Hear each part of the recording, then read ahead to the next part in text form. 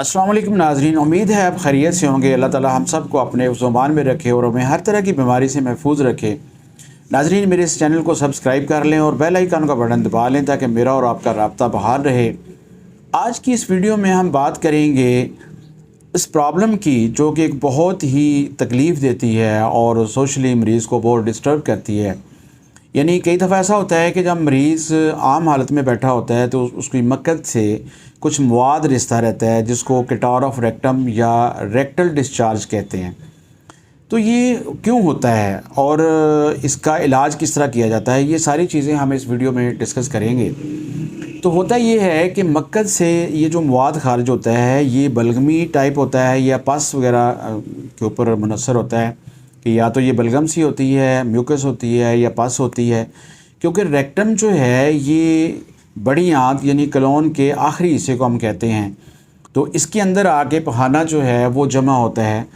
तो इसका जो आखिरी सिरा होता है उसको एनएस कहते हैं, जहाँ से पखाना जो है वो मक्कत से यानी खारिज होता है, रेक्टम से बाहर निकलता है और ये निज़ाम का आखिरी सिरा होता है। तो नॉर्मली रेक्टम के अंदर जो म्यूकस बनती रहती है और वो इसलिए बनती है ताकि पखाना जो है एक तो नरम हो जाए और उसमें फिसलन पैदा हो जाए, ताकि पखाना जो है आसानी के साथ स्लिप होके इनस के थ्रू बाहर निकल जाए, ताकि पखाने जो रेक्टम की दीवारें हैं उनको ख़राब ना करे, उन पे खराशें ना आएँ, उनके अंदर स्वेलिंग वगैरह ना हो। ये इसका मेन मकसद होता है। लेकिन बाज़ का ऐसा होता है कि ये म्यूकस जो है ये ज़्यादा बनती है और ये रेक्टम के अंदर जो म्यूकस मेम्ब्रेन है वो ज़्यादा सक्रीट करती हैं, तो फिर वो बाहर खारिज होना शुरू हो जाती है, लीक होती रहती है, जो कि मरीज़ के लिए बहुत ही परेशानी का बायस बनती है। इसकी वजूहात की अगर मैं बात करूं तो इसमें जो है एनल एब्सेस है, एनल फिस्चुला है, कैंसर है और बवासीर का जो मसला है वो हो अगर तो उसके दौरान भी ये ज़्यादा होता है। इन्फ्लेमेटरी बाउल डिजीज़ के अंदर ये ज़्यादा होता है। रेक्टल कैंसर, रेक्टल प्रोलैप्स अगर हो तो उसके दौरान ये होता है। फिर सेक्सुअल ट्रांसमिटेड डिजीज़ कुछ ऐसी होती हैं जिनके दौरान ये प्रॉब्लम हो सकता है। तो जहाँ तक इसकी अलामत का तल्लक है तो उसमें मरीज़ को बार बार पखाना आता है, फारा हो जाता है, पेट में दर्द होता है, मोशन करते हुए दर्द फील होता है और जो उसका पखाने का टाइम है वो डिस्टर्ब हो जाता है। बाज़ का पखाने के साथ ब्लड भी आता है और जो बीरिंग डाउन सेंसेशन होती है मकत वाली जगह पे, इनस वाली जगह के मरीज़ को दबाव महसूस होता है, दर्द फील होता है और इन्फेक्शुअल अर्जिंग होती है। मरीज़ को ऐसे लगता है जैसे पखाने की हाजत हो रही है, लेकिन जब वो वाशरूम में जाता है तो बहुत थोड़ा सा पखाना आता है और फिर कुछ अरसे के बाद दोबारा जो है वो हाजत होना शुरू हो जाती है। तो नाज़रीन, अब हम बात करते हैं कि होम्योपैथी में जो रेक्टल डिस्चार्ज है और उसका किस तरह इलाज किया जाता है। तो होम्योपैथी में 26 से ज़्यादा मेडिसिन ऐसी हैं जो कि इस मर्ज़ के लिए इस्तेमाल होती हैं, जिसकी वजह से एनएस जो है वो हर वक्त नम रहती है या उसमें से मवाद निकलता रहता है या रिश्ता रहता है। तो 26 मेडिसिन इसके लिए इस्तेमाल होती हैं होम्योपैथिक रेपर्टरी के अंदर, जो कि बहुत ही कमाल हैं और इस मर्ज़ को बहुत जल्द ठीक कर देती हैं। उनमें से 4 मेडिसिन को आज मैं डिस्कस करूँगा यहाँ।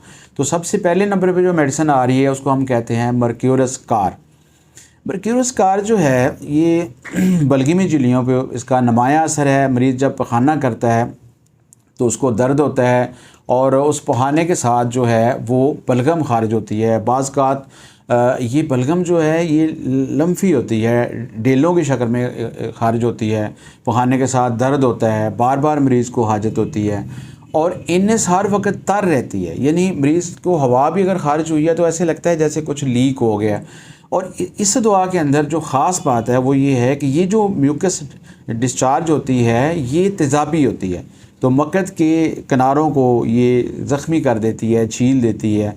ये इसकी ख़ास अलामत है। दूसरे नंबर पे जो मेडिसिन आ रही है वो है बोरेक्स। बोरेक्स जो है ओवरऑल जो जिस्म की बलगमी झिल्लियाँ हैं उन पे इसका बहुत ज़्यादा इफ़ेक्ट है। बाज़ का ये उनके अंदर ड्राइनेस भी पैदा करती है बलगमी झिल्लियों के अंदर, लेकिन मक्कत के अंदर इसका बहुत अच्छा असर है। अगर बवासीर की वजह से मरीज़ को ये डिस्चार्ज हो रहा है और उसमें रतूबत जो है वो तेज़ाबी है और एनएस जो है वो हर वक्त तर रहती है, तो ये मेडिसिन बहुत अच्छा काम करती है। तीसरे नंबर पे जो मेडिसिन आ रही है वो है पेट्रोलियम। पेट्रोलियम भी नाजरीन जो है जिस्म की बलगमी झिल्लियों पे बहुत इसका अफेक्ट है। उनकी सिक्रीशन अगर बढ़ी हुई हो तो ये उसको बहुत ज़्यादा फ़ायदा देती है। और ख़ास तौर पे रेक्टम के एरिया के करीब, एनस के इर्द गिर्द अगर कोई अरप्शन है, कोई फिंसी, फोड़ा, एक्जिमा या किसी तरह की ख़ारिश फ़र्ज़ करो अगर हो गई है, तो उसके लिए पेट्रोलियम बहुत ज़बरदस्त मेडिसिन है। और आम तौर पे ये होता क्या है कि जब ये म्यूकस खारिज होती है तो वो एनस के इर्द गिर्द लग जाती है, तो उसकी वजह, क्योंकि ये तेज़ाबी होती है और जब वो लगती है तो वहाँ जो है ना वो ज़ख़म बन जाते हैं, एक्जिमा हो जाता है या रिंग वर्म टाइप चीज़ हो जाती है या ख़ारिश हो जाती है। अगर ऐसी सिचुएशन हो तो पेट्रोलियम जो है वो ज़बरदस्त मेडिसिन जो है साबित होती है। और चौथे नंबर पे जो मेडिसिन आ रही है उसको हम कहते हैं ब्राटाम्योर। ब्राटाम्योर एक बहुत ही ज़बरदस्त मेडिसिन है। म्यूकस मेम्ब्रेन के ऊपर इसका बहुत अच्छा असर है और मकज़ से इसमें अगर रतूबत रिश्ती हो और वो रतूबत तेज़ाबी हो और ख़ास तौर पे अगर ये मसला बच्चों के अंदर हो, ठीक है ना, कि बच्चों की अंदरियों के अंदर सोजश है और उनकी रेक्टल प्रोलैप्स है, मकद बाहर आ जाती है, कांच निकलती है और उसकी वजह से ये मामला हो रहा है, तो ब्राटाम्योर बहुत अच्छा काम करती है। तो नाज़रीन, आज के लिए इतना ही। डॉक्टर मोहम्मद नसीर अलवी को इजाज़त दीजिए। इंशाअल्लाह नई वीडियो के साथ दोबारा हाज़िर खिदमत होऊंगा। अस्सलाम वालेकुम।